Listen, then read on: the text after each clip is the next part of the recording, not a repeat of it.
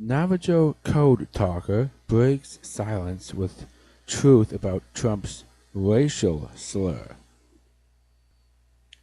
President Donald Trump held a special event on Monday at the White House to pay homage to a unique set of World War II veterans, the Navajo code talkers, and as usual, the liberal media ignored the guests of honor and focused on a single Trump remark to use as ammunition to attack. But one of those guests really doesn't understand why such a big deal has been made out of the remark, as he didn't find it to be offensive at all. According to Newsweek, the Navajo Code Talkers were a special group of Native Americans recruited by the Marine Corps to serve a specific purpose in the Pacific Theater against the Imperial Japanese forces. Beginning in 1942 and carrying on to the end of the war, a group of mostly Navajo Native Americans devised an intricate code utilizing certain words from the Navajo language. The language was virtually indecipherable to the Japanese, who were largely unfamiliar with it. Since it lacked a written alphabet, it was almost impossible to learn by an outsider. It is widely agreed by military historians that the Navajo code talkers played a vital role in the American war effort to defeat Japan, a role for which the Navajo veterans deserve great honor and respect. But rather than focus on the guests of honor, the media keyed in on a joke Trump made in reference to Democrat Massachusetts Senator Elizabeth Warren. Trump called Warren Pocahontas, as he has done many times before, and many in the media are now taking it as kind of racial slur, according to CNN. I just want to thank you because you are very, very special people. You were here long before any of us were here, Trump told his guests. Although we have a representative in Congress who has been here a long time, longer than you. They call it Pocahontas. Trump was referring, of course, to the controversy over Warren and her history of citing family lore to back up her claim to be partly Cherokee Indian. Warren described herself as Native American in dictionaries of law professors, according to the Boston Globe. Had high cheekbones.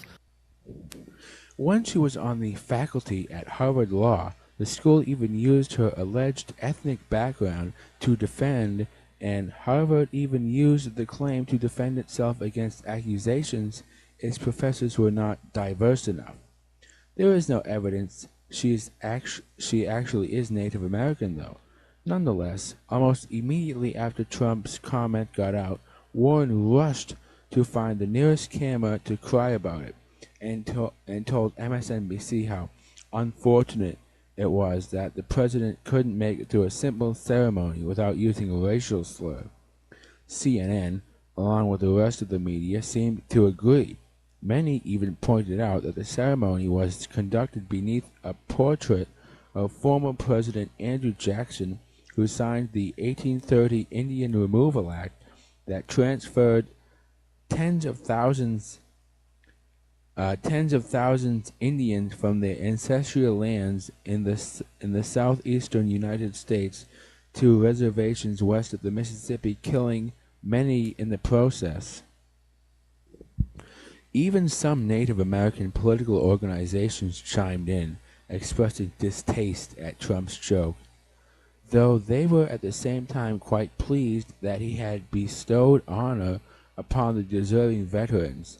Meanwhile, White House Press Secretary Sarah Huckabee Sanders defended Trump and made it clear the Pocahontas remark was not intended to demean or smear any Native Americans.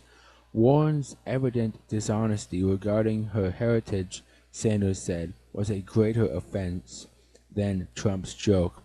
Amid all of the uproar over Trump's joke and alleged racial slur, one reporter actually took the time to talk to one of the honored guests about the remark, and his reply was most certainly not what the rest of the media would expect, according to the Daily Caller.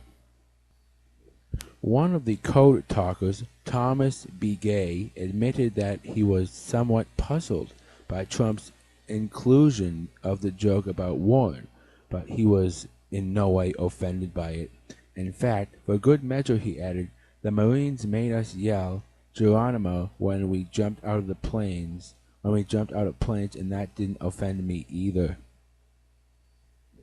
Joshua Green, at Joshua Green, just met Thomas B. Gay, who was puzzled but not offended by Trump's Pocahontas quip, the Marines made us yell Geronimo when we jumped out of planes. That didn't offend me either. Touché, good sir, and thank you for your incredible service to this great country and for not being an easily offended snowflake.